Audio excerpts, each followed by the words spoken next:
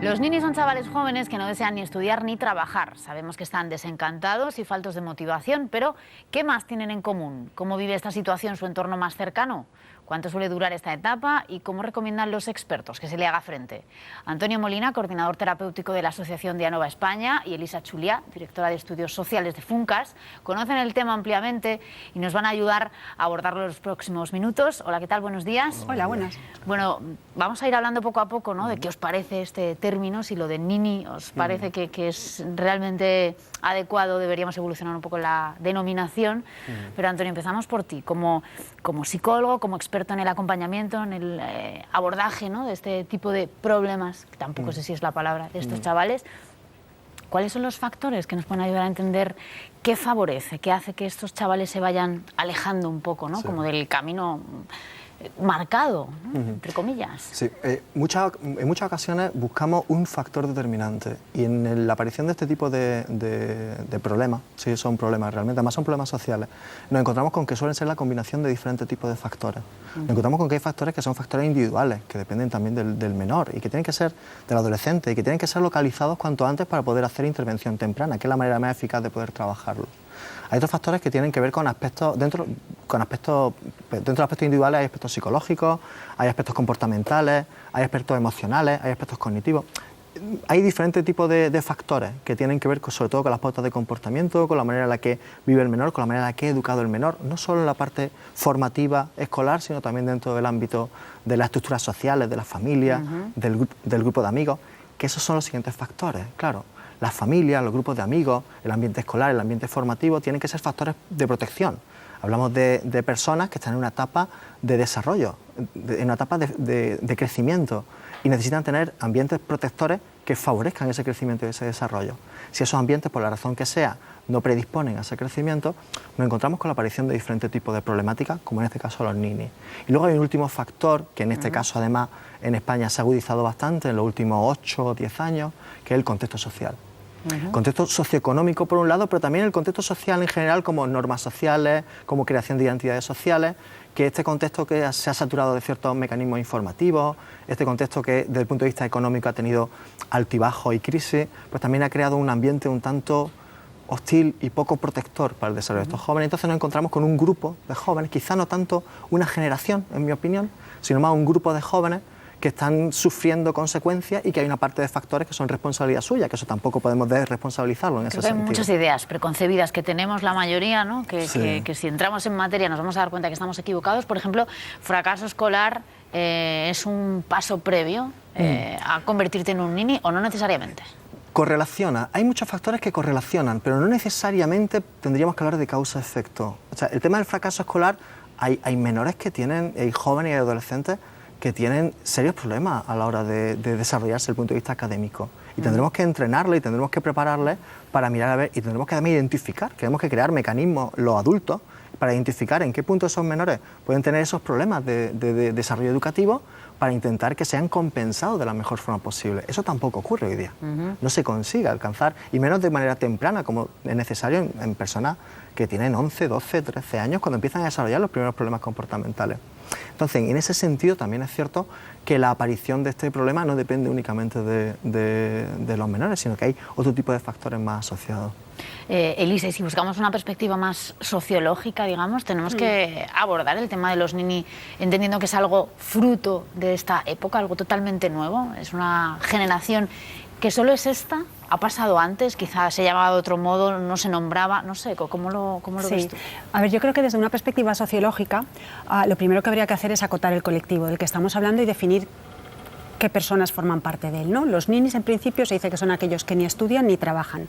Claro, no estudiar puede depender de la voluntad de una persona, pero no trabajar no depende solo de la voluntad de una persona, sino de la posibilidad que tenga de insertarse. Claro. Exactamente, de la posibilidad que tenga de insertarse en el mercado de trabajo.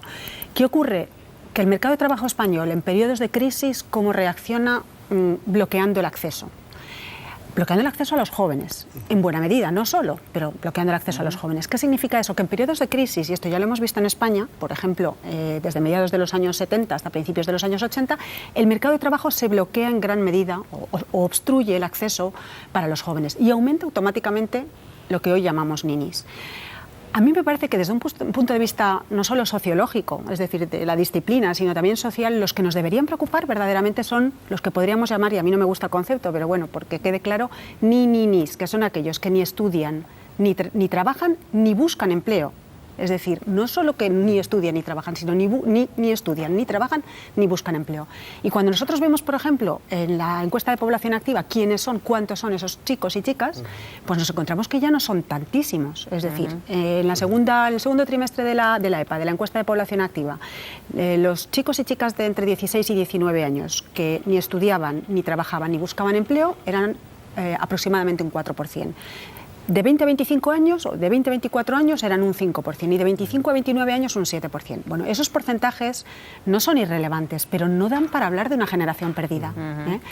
Son porcentajes manejables y lo sabemos manejar. Y desde luego yo estoy muy de acuerdo con Antonio que detrás de esos porcentajes lo que se esconde esconden son existencias que en algunos momentos se están sufriendo muchísimo. No solo ellos mismos, sino las familias, los padres, entorno, los hermanos. Y como sociedad, ¿tenemos recursos para hacer frente a esta problemática? ¿Podemos articular los mecanismos necesarios para que realmente, bueno, no se hable de los nini como una cosa que no tiene solución, ¿no? Y que te marca para toda la vida, sino que quizá es un proceso, ¿no? Quizá es una parte, es una etapa de la adolescencia, de la juventud, pero que tampoco hay que, en fin, no estás marcado, ¿no?, perpetuamente por ello. Pues sí, yo creo que del mismo modo que hablan los economistas de paro friccional, deberíamos hablar de ninis friccionales, es decir, en alguna etapa de la vida, pues a lo mejor todos nosotros pasamos por un periodo de nini, ¿no? Lo importante es que la sociedad tenga mecanismos para que ese periodo de desenganche, podríamos decir, del sistema educativo y del mercado de trabajo sea breve. Entonces, en un país en el que el sistema educativo y el mercado de trabajo funcionan bien, los ninis deberían ser friccionales, deberían ser pocos, deberían rondar, pues no sé si entre el 3 y el 5%, pero no deberían ser más. Entonces, ¿qué pasa en nuestro sistema educativo y en nuestro mercado de trabajo? Pues habrá que verlo, porque no están funcionando eficientemente para que esos chavales no permanezcan mucho tiempo en ese estado de ninis, ¿no? Sí, dándoles una oportunidad, ¿no?, a corto o medio plazo para que encuentren el camino del reenganche. Claro. En ese sentido sí quiero decir una cosa, porque es un planteamiento que no nos hemos hecho habitualmente. El factor socioeconómico hace que los programas de segunda oportunidad para los ninis sean rentables. O sea, creando programas de segunda oportunidad, invirtiendo en programas de segunda oportunidad, nos encontramos con que recuperamos para un circuito productivo a una serie de jóvenes que están en edad de producir durante muchos años con un coste muy bajo. Entonces, no solo son rentables, sino que además a medio y largo plazo son interesantes de llevar a cabo. Pero el planteamiento socioeconómico normalmente no lo hacemos en plan de busquemos una alternativa para que los jóvenes tengan segunda oportunidad, planes de segunda oportunidad. Ahora estamos empezando a desarrollar planes de segunda oportunidad, planes de autonomía, programas de segunda oportunidad para jóvenes, pero realmente es rentable. O sea, lo que invierte, cada euro que se invierte en un joven que vuelva a integrarse dentro del circuito productivo, retorno, ¿no? Y claro, y vuelve a producir, vuelve a trabajar y vuelve a cotizar y deja de generar esos problemas muy visibles que nos encontramos dentro del contexto social. Entonces, ganamos con lo que reducimos, pero ganamos también con lo que producimos. Y si hablamos del entorno familiar, ¿qué es lo más adecuado? ¿Cómo tiene que gestionarlo esto una familia?